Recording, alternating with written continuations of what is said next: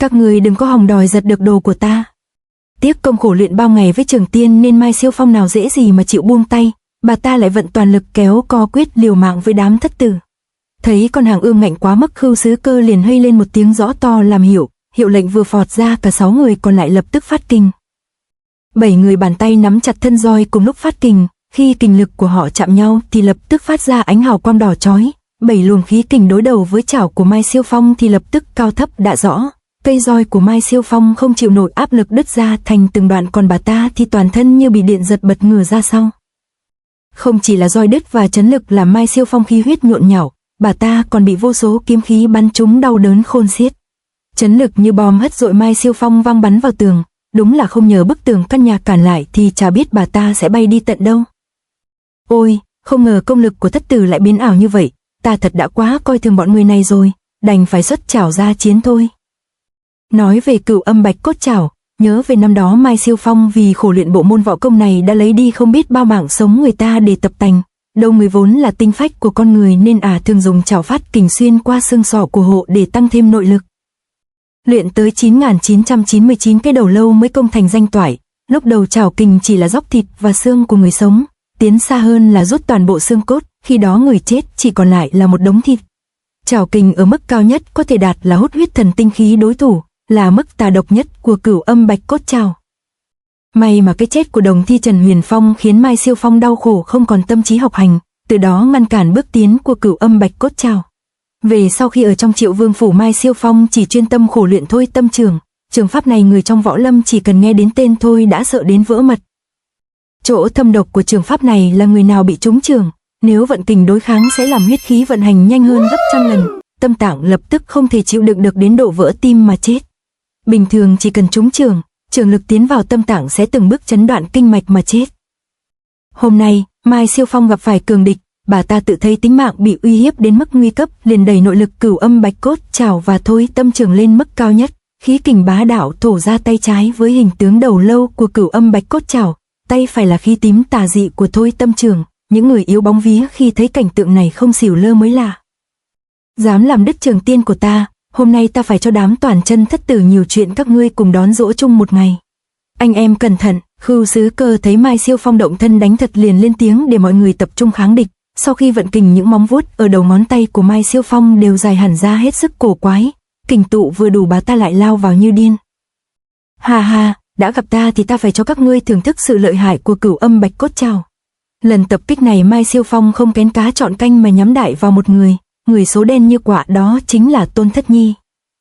Tôn Thất Nhi không chút nao núng đưa tay lên đỡ ngay, mặt mũi anh ta rất tự tin vì nãy giờ bên anh ta là bên chiếm ưu thế hoàn toàn, nhưng sự thì lúc này lại đã không còn đơn giản như vậy, vì chiêu thức mà anh ta đang đối kháng là Cửu Âm Bạch Cốt Chảo uy chấn võ lâm.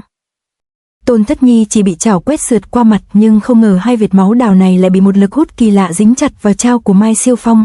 Càng kinh dị hơn là lực hút lớn tới mức khiến cho gương mặt điển trai của Tôn Thất Nhi bị biến dạng rất thảm. Xương mặt bị bóc ra làm nội kình thoát ra thất khiếu, nhanh như cắt Mai Siêu Phong liền nhập ngũ chảo vào trong hai sợi máu. Ngũ chảo nhập tràng ra tay đắc thủ, Mai Siêu Phong lập tức nhảy lui ra sau, bà ta kéo mạnh hai sợi máu làm Tôn Thất Nhi đau đớn la hét thảm thiết trước sự chứng kiến của 6 người còn lại. Tôn Thất Nhi thân bất do kỳ bị Mai Siêu Phong khống chế không thể giãy giụa, bà ta khoái chí cười nói rôm rả ngay được. Để ta xem nhà ngươi trụ được bao lâu, ha ha. Anh em thất kiếm cùng xuất tiêu trừ con mụ yêu phụ này đi. Thấy đồng môn gặp họa sát thân, Khưu Sứ Cơ lập tức la hoảng chi hô những người còn lại lấy hàng nóng ra chơi. Lúc đầu toàn chân thất tử vốn đã chiếm được tiên cơ có thể dứt điểm Mai Siêu Phong, nhưng vì có ý chơi nhây muốn mượn cường địch này để luyện tập trận pháp cho nhuần nhuyễn nên chưa có lấy mạng của bà ta. Giờ đây đồng môn lâm vào tử địa nên Khưu Sứ Cơ không còn cách nào khác phải kiếm xuất bất lưu tình. 6 người đồng loạt xuất kiếm tấn công Mai Siêu Phong từ 4 phương 8 hướng. Kiếm của Khưu Sứ Cơ trước cắt đứt mạch huyết, sau thì cùng phối hợp với 5 người còn lại tấn công Mai Siêu Phong. Kiếm xuất liên hoàn không thể coi thường nên Mai Siêu Phong buộc phải thu chảo tung người rút lui. Nhưng rút lui là Cửu Âm Bạch Cốt Chảo thôi, còn thôi tâm trường giờ đây Mai Siêu Phong mới xuất. Bà ta trong khi lui ra đã nhắm vào Đàm Sứ Đoan mà tập kích. Cũng may Đoàn Sứ Đoan lâm nguy bất loạn, kịp thời thu kiếm về hộ thể tự cứu được mình thoát khỏi cảnh vỡ tim đoạn mạch. Mai Siêu Phong thấy khó ăn hàng thì lập tức thu trưởng xoáy người thối lui tìm cơ hội khác. Đó là thôi tâm trường, anh em đừng có tới gần mà mang họa. Dị trận, đầu truyền tinh rời. Khưu sứ cơ biết chuyện không lành lập tức ngăn cản huynh đệ truy đuổi, ông ta nhìn vào tình thế liền ra lệnh biến trận. Lời Khưu sứ cơ vừa dứt thì mọi người đồng loạt vung kiếm. Tôn Thất Nhi sau khi thoát khỏi hiểm cảnh dù chưa đứng dậy được nhưng cũng giơ kiếm của mình ra. Khưu sứ cơ tiếp kiếm của anh ta rồi cũng rút kiếm của mình cắm xuống đất.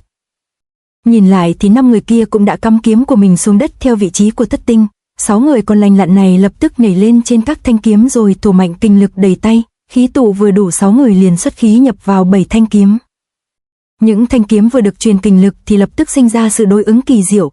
Thất kiếm phát ra ánh quang chói mắt đồng thời lún sâu thêm vào nền đất. Khâu chuẩn bị vừa xong thì bắt đầu thất tinh quang liền từ mặt đất bắn ra tua tủa, chúng như những tia sét phóng thẳng xuyên thủng vào Mai Siêu Phong. Kiếm quang ngụy dị trực chỉ các yếu huyệt trên người bà ta đánh vào, không những vậy lưới kiếm khí còn bủa vây như xích sắt gông cứng Mai Siêu Phong làm bà ta không thể nào cử động được.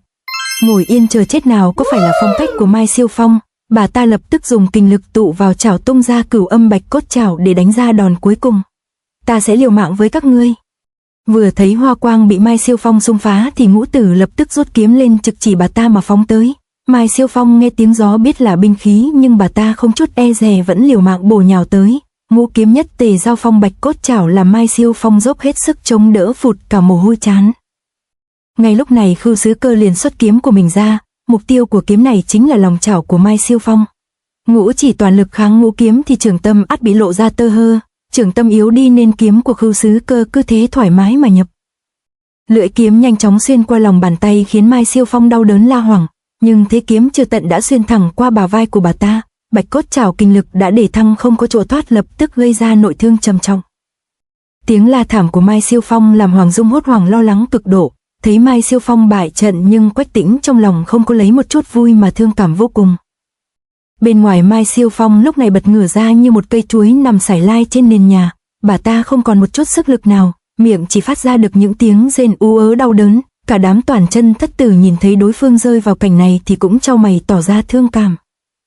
Bầu không khí im ắng nặng nề đó cũng không kéo dài được lâu, vì từ trên mái nhà bỗng có tiếng người nói vọng xuống làm cả đám người toàn chân và hai thanh niên bên trong mật thất cũng phải giật nảy mình. Dược huynh sẽ xuất thủ trước hay là để huynh đệ tôi đây thử hàng trước đây hả? Là Âu Dương Phong sao? Âm vực Quán Thiên Tuyệt Địa này không thể có người thứ hai nên Khưu sứ cơ lập tức nhận ra người nói ngay. Được của nó lắm, 7 tên trai tráng súng lại hợp công đối phó với nữ đồ đệ của ta, đánh phụ nữ tơi tả như thế thật không biết xấu hổ. Từ ngoài cửa chính quán rượu một bóng người đi cùng lời nói hàn học lừ lừ tiến vào, khí độ của người này làm đám toàn chân giáo không khỏi thất kinh. Khí kình của người này phát ra như giữ chặt thân thể của đám người toàn chân giáo, bọn họ muốn quay đầu lại nhìn kể đến cũng không thể làm được.